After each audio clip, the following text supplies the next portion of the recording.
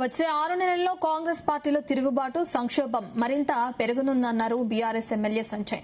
Congress party ఎమ్మెల్యేలపైన ప్రజల ఒత్తిడి తీవ్రమైందన్నారు. ముఖ్యమంత్రి రేవంత్ రెడ్డి ఎప్పుడు నిజం మాట్లాడాడని విమర్శించారు. ఆశా వర్కర్లకు ఇచ్చిన హామీలు నెరవేర్చాలని డిమాండ్ చేస్తున్న బీఆర్ఎస్ ఎమ్మెల్యే సంజయ్ తో మా ప్రతినిధి వంశీకృష్ణ ఫేస్ టు ఫేస్.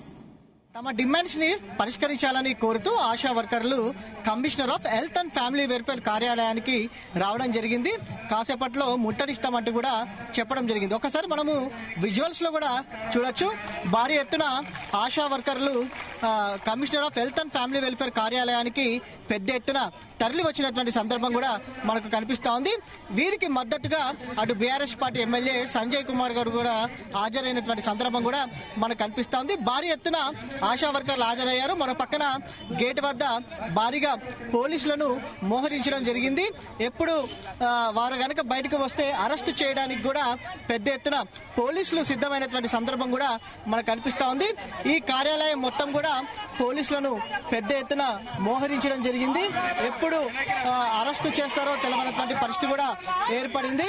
పెద్ద ఎత్తున పోలీసులు కూడా మోహరించడం జరిగింది.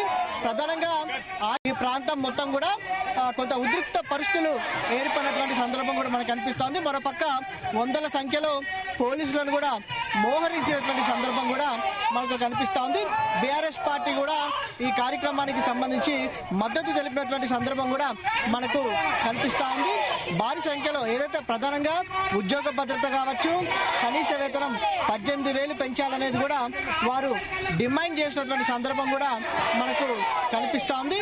మనము కొంతమందితో మనము BRS party MLA Sanjay Kumar గారితో కూడా మనము మాట్లాడించే ప్రయత్నం చేద్దాం.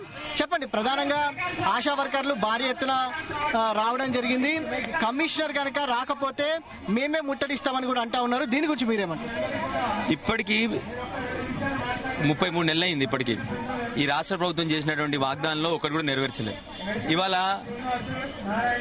ఆశా వర్కర్లు ఇప్పటికీ 100 సార్లు వాళ్ళ గొంతెత్తినారు, ప్రశ్నించారు ప్రభుత్వాన్ని. మీరు చెప్పిన వాగ్దానాలు ఏమవుతాయని ఇప్పటి వరకు కూడా కనీసం ఎవరు రెస్పాండ్ అవ్వట్లేదు. ఇప్పటికన్నా కనీస బాధ్యతగా ఒక ప్రభుత్వానికి ఉన్న బాధ్యత ఏంది? వాళ్ళ ప్రజల కష్టాలు వినాలి, వాళ్ళ ప్రజలతో మాట్లాడాలి. ఇప్పటి వరకు వాళ్ళని కనీసం చర్చలు కూడా పిలవలేదు. ఇప్పటికైనా కమిషనర్ గారిని రిక్వెస్ట్ చేస్తా ఉన్నాను, దయచేసి వచ్చి వాళ్ళతో చర్చించండి. మీ ఎయిర్ కండిషన్ ఆఫీసులో కూర్చొని హాయిగా ఉండడం కాదు. ఇక్కడ ఎట్లా అయితే ఆశా వర్కర్లు కష్టపడతా ఉన్నారో ఆశా వర్కర్ల కోసం మీరు రోడ్డు మీదకి వచ్చి ఒకసారి వాళ్ళ కష్టాలు వినండి, వాళ్ళ బాధలు వినండి, వాళ్ళతో చర్చించండి. ఆ తర్వాత నిర్ణయం మీ ఇష్టం, కానీ దయచేసి వచ్చి ఇప్పటికన్నా వాళ్ళ బాధలు అని చెప్పి కోరుతా ఉన్నాను. ప్రధానంగా మనం మరొక అంశము, బీఆర్ఎస్ పార్టీ ఏ పని చేద్దామన్నా, ప్రభుత్వం ఏ మంచి పని చేద్దామన్నా అడ్డుకునే ప్రయత్నం చేస్తా ఉంది. టిమ్స్ ఆసుపత్రి ఓపెనింగ్ సందర్భం కూడా సీఎం రేవంత్ రెడ్డి వ్యాఖ్యలు కూడా మనం చూస్తా ఉన్నాం. దీని గురించి మీరేమంటారు? ముఖ్యమంత్రి రేవంత్ రెడ్డి గారికి మాటలు తప్ప చేతలు కావు. ఇప్పటికే ఇంతకుముందు చెప్తా ఉన్నాను, మనం మా ఊర్లలో ఏం మాట్లాడుతా ఉన్నారంటే, సత్య హరిశ్చంద్రుడు ఎప్పుడు అబద్ధాలు చెప్పలేదు, రేవంత్ రెడ్డి ఎప్పుడు నిజాలు చెప్పలేదు అని చెప్పేసి. కేసీఆర్ గారు కట్టించినటువంటి టిమ్స్ 3 సంవత్సరాల క్రితం 80% పూర్తయింది. దానిలో 20% పూర్తి చేయడానికి 3 ఏళ్ళు పట్టింది. ఎవరు ఆపినారు? మేమే 100 సార్లు మొత్తుకున్నాం. టిమ్స్ ఆసుపత్రిలో ఇనాగ్రేట్ చేయండి, రిబ్బన్ కటింగ్ చేయండి అని చెప్పి ఆయన మొత్తుకున్నాం. ఇవాళ 3 ఏళ్ల తర్వాత తనకి ఏంటంటే అహంకారం ఏంటంటే, నేనే కట్టినా అని ప్రజలకు చెప్పుకోవాలని. ప్రజలు పిచ్చోళ్ళు కాదు, ఒక్కసారి మోసపోయినారు, మళ్ళీ మోసపోరు. ప్రజలను ఒకసారి ఆల్రెడీ మీరు మోసం చేసినారు, మీరు చెప్పిన అబద్ధాలతో గద్దెనెక్కినారు. ఇవాళ ప్రజలందరూ గుర్తించినారు. సో 100కు 100% మీరు వీళ్ళ జీతాలు పెంచామంటే వద్దన్నారా? కేసీఆర్ గారు 3 సార్లు పెంచినారు జీతాలు. దేశంలో హైయెస్ట్ జీతాలు ఇచ్చినారు కేసీఆర్ గారు. ఎవరికి? ఆశా వర్కర్లకి. ఎవరు ఆపినారు ఇప్పుడు మిమ్మల్ని? సరే రండి, మేము వస్తాం మీ దగ్గరికి, మీ జీతాలు పెంచండి, మీకు వచ్చి మేము శాల్వాలు కూడా కప్పుతాం. మరొక అంశము, కాంగ్రెస్ పార్టీలో అంతర్గత కుమ్ములాటలు, నేరుగా ఎమ్మెల్యేలు కావచ్చు, ఇతర నాయకులు కూడా సీఎం రేవంత్ రెడ్డి పైన తిరుగుబాటు చేస్తా ఉన్నారు. దీని గురించి మీరే? కాంగ్రెస్ ఎమ్మెల్యేలకు కూడా ప్రజల నుంచి వస్తున్న తిరుగుబాటు అర్థమైంది. వాళ్ళు ఏం చేస్తా ఉన్నారంటే, వేరే చోట అన్ని చోట్ల హ్యాండ్కర్చీఫ్ వేసుకొని, ఇప్పుడే మనం ముఖ్యమంత్రి రేవంత్ రెడ్డిని తిడితే ప్రజల్లో నుంచి వాళ్ళకు కూడా సపోర్ట్ వస్తూ ఉంది.